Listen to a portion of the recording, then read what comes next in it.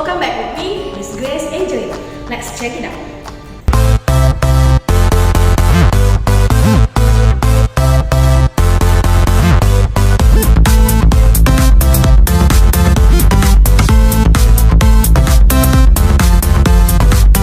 Pada pertemuan kali ini, Miss Grace akan memberikan video pembelajaran akuntansi tentang Review penilaian tengah semester 2.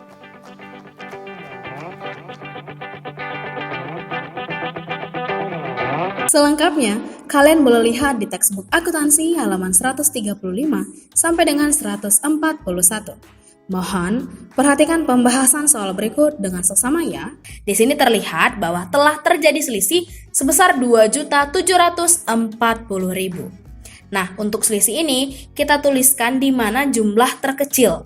Nah, kebetulan nih di kolom neraca jumlah terkecilnya yaitu di kolom debit. Karena angkanya 108.200.000 lebih kecil dibandingkan dengan angka di kolom kredit atau jumlah di kolom kredit sebesar 110.940.000. Nah, selisih ini menandakan bahwa perusahaan memperoleh rugi pada periode tersebut. Ketika kita sudah menuliskan selisihnya yang 2.740.000 di debit, maka total akhirnya menjadi 110.940.000 di debit dan di kreditnya 110.940.000. Ketika kita sudah menemukan selisih yang sama, baik di kolom laba rugi dan neraca, angkanya benar-benar sama, berarti pencatatan dan perhitungan yang sudah kita lakukan pada kolom laba rugi dan neraca sudah benar. Nah, bagaimana untuk perusahaan yang memperoleh laba? Berarti untuk kolom neraca, jumlah pada kolom debit akan lebih besar angkanya dibandingkan dengan kolom kredit. Laporan keuangan. Kita buatkan laporan laba ruginya. Kali ini kita membuatkan laporan laba rugi single step. Kita mulai dengan membuat judul tabelnya, yaitu Salon Sejahtera, laporan laba rugi untuk periode yang berakhir pada 31 Desember 2018 dalam rupiah. Setelah itu kita buatkan kelompok akun pendapatan terlebih dahulu. Kita lihat di kertas kerja kolom laba rugi, akun pendapatan apa saja yang terdapat pada kertas kerja tersebut, yaitu pendapatan jasa sebesar Rp10.080.000. Nah, karena hanya terdapat satu jenis pendapatan saja, sehingga kita buatkan jumlah pendapatan sebesar Rp10.080.000. Kemudian kita buatkan kelompok akun beban. Kita lihat di kertas kerja kolom laba rugi, akun beban apa saja yang terdapat pada kertas kerja tersebut, yaitu beban gaji sebesar Rp6.500.000, beban listrik dan telepon sebesar Rp880.000, beban perlengkapan sebesar Rp2.200.000, dan yang terakhir beban penyusutan peralatan sebesar Rp960.000. Sehingga jumlah beban sebesar Rp10.540.000 dan diberi tanda dalam kurung yang artinya berkurang. Selanjutnya, kita hitung selisihnya dengan mengurangkan jumlah pendapatan sebesar Rp10.080.000 dengan jumlah beban sebesar Rp10.540.000. Nah, karena jumlah pendapatan lebih kecil daripada jumlah beban, maka artinya perusahaan sejahtera mengalami rugi sebesar Rp460.000. Selanjutnya, Salon Sejahtera, laporan perubahan modal untuk periode yang berakhir pada 31 Desember 2018 dalam rupiah. Setelah itu, kita lanjutkan dengan membuat modal per 1 Desember 2018 dengan melihat kertas kerja kolom neraca, di mana besarnya modal yaitu sebesar Rp37.200.000. Kemudian kita buatkan yang dapat menambah atau mengurangi modal, dimulai dari rugi bersih, karena pada laporan laba rugi menunjukkan bahwa Salon Sejahtera mengalami kerugian sebesar Rp460.000 dan diberi tanda dalam kurung yang artinya berkurang.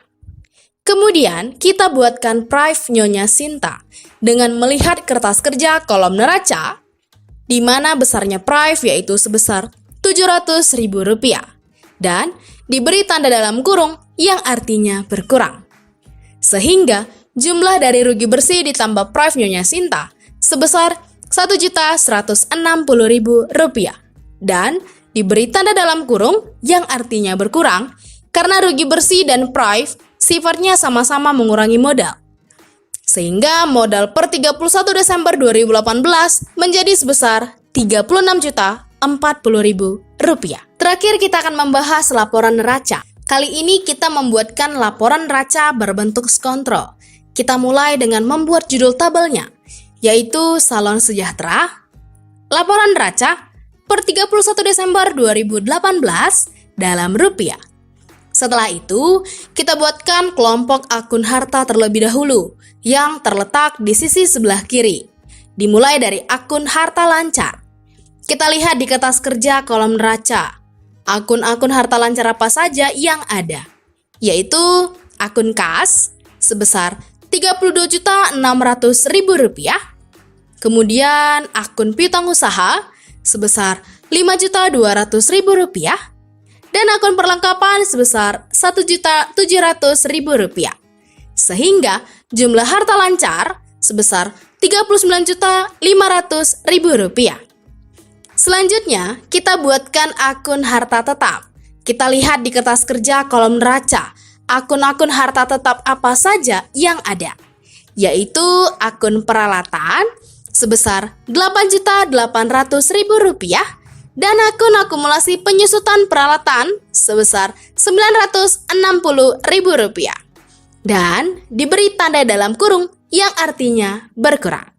Sehingga jumlah harta tetap sebesar Rp7.840.000. Kemudian total harta secara keseluruhan yaitu sebesar Rp47.340.000 diperoleh dari jumlah harta lancar ditambah jumlah harta tetap. Selanjutnya kita buatkan kelompok akun utang dan modal yang terletak di sisi sebelah kanan.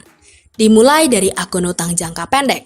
Kita lihat di kertas kerja kolom neraca, akun-akun utang jangka pendek apa saja yang ada, yaitu akun utang usaha sebesar Rp5.900.000, akun pendapatan diterima di muka sebesar Rp1.800.000, dan akun utang gaji sebesar Rp3.600.000.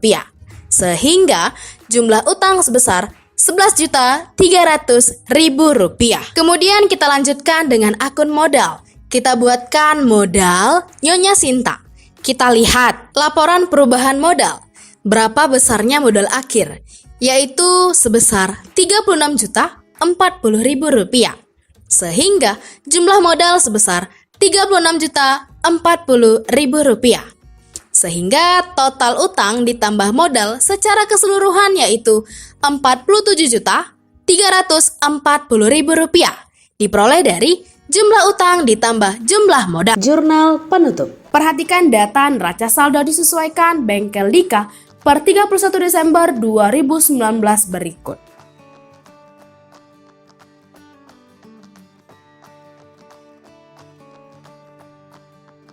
Pada contoh soal berikut, data neraca saldo disesuaikan digunakan untuk membuat jurnal penutup. Pertama sekali kita buatkan judul tabel terlebih dahulu, yaitu Bengkel Dika, jurnal penutup per 31 Desember 2019 dalam rupiah. Nah, sekarang kita akan menutup akun pendapatan. Kita buatkan tanggalnya 31 Desember 2019. Kemudian kita lihat pada data neraca saldo disesuaikan. Akun pendapatan apa saja yang ada, yaitu pendapatan jasa sebesar Rp6 juta. Maka kita buatkan jurnal penutupnya dengan cara mendebitkan akun pendapatan jasa sebesar Rp6 juta dan mengkreditkan akun ikhtisar laba rugi sebesar Rp6 juta.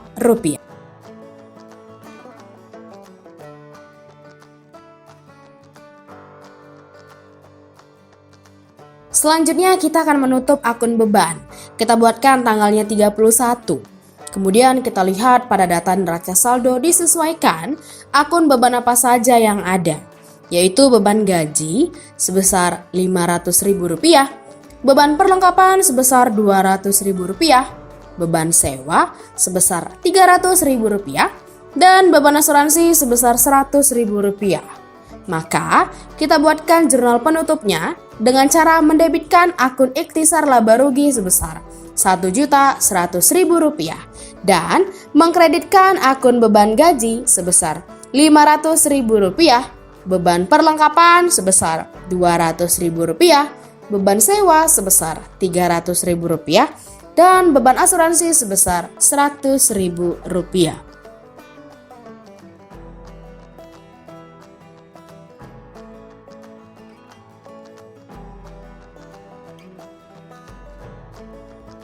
Kemudian, kita akan menutup akun ikhtisar laba rugi.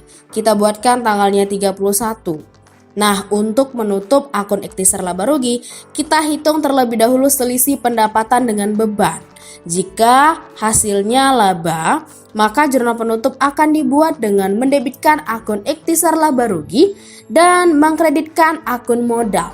Namun, jika hasilnya rugi, maka jurnal penutup akan dibuat dengan mendebitkan akun modal dan mengkreditkan akun ikhtisar laba rugi.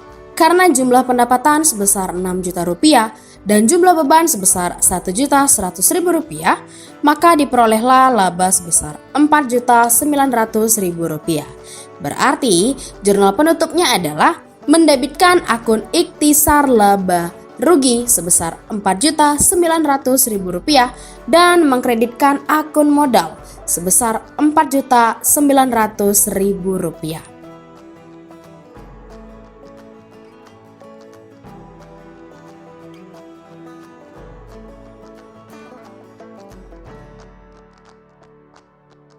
Terakhir, kita akan menutup akun Prive. Kita lihat pada data neraca saldo disesuaikan. Akun Prive sebesar Rp900.000. Maka kita buatkan jurnal penutupnya dengan cara mendebitkan akun modal sebesar Rp900.000 dan mengkreditkan akun Prive sebesar Rp900.000.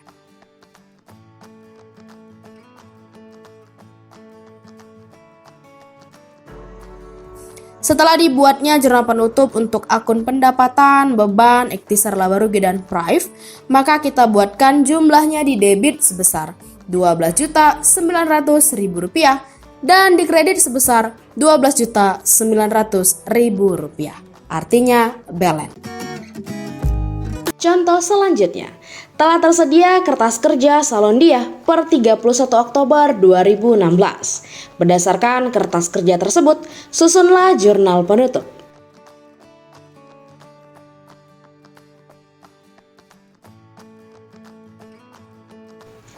Pertama, kita akan menutup akun pendapatan dengan cara mendebit akun pendapatan jasa sebesar 7 juta, mendebit pendapatan bunga sebesar Rp650.000, dan mengkredit ikhtisar laba rugi sebesar Rp7.650.000.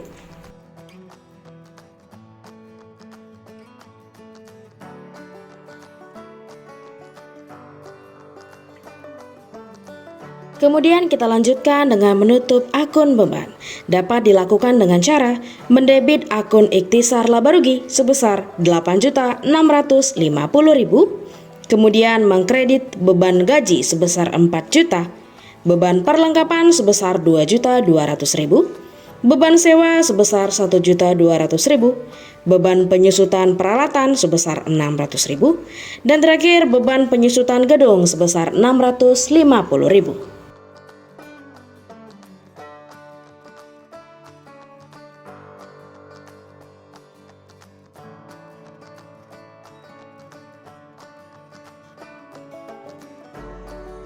Selanjutnya kita membuat jurnal penutup untuk akun ikhtisar laba rugi. Dikarenakan jumlah pendapatan sebesar Rp7.650.000, jumlahnya lebih kecil dibandingkan dengan jumlah beban sebesar Rp8.650.000, di mana terdapat selisih Rp1 juta yang artinya perusahaan Salondia mengalami rugi. Untuk itu, jurnal penutup dapat dilakukan dengan cara mendebit akun modal sebesar 1 juta dan mengkredit akun ikhtisar laba rugi sebesar 1 juta.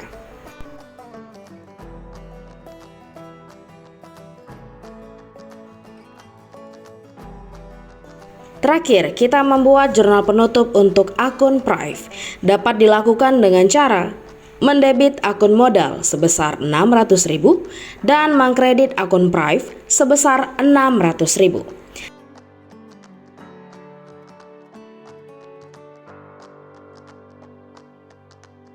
Sehingga setelah jurnal penutup selesai kita lakukan, kita menghitung total keseluruhannya. Diperoleh hasil debit sebesar 17.900.000 dan kredit sebesar 17.900.000. Artinya jurnal penutup yang telah dibuat sudah dilakukan dengan benar dan juga balance. Sekian pembahasan materi pada pembelajaran akuntansi kita hari ini. Sekiranya peserta didik dapat memahami pembahasan materi yang sudah Miss berikan melalui video pembelajaran ini. Jika ada yang ingin didiskusikan terkait materi pembelajaran akuntansi, silahkan hubungi Miss Grace ya. Sekarang lanjutkan kerjakan tugas yang sudah Miss share di Edmodo di grup kelas masing-masing. Mohon kerjakanlah dengan teliti dan sebaik mungkin. Terima kasih dan sampai jumpa di pertemuan selanjutnya.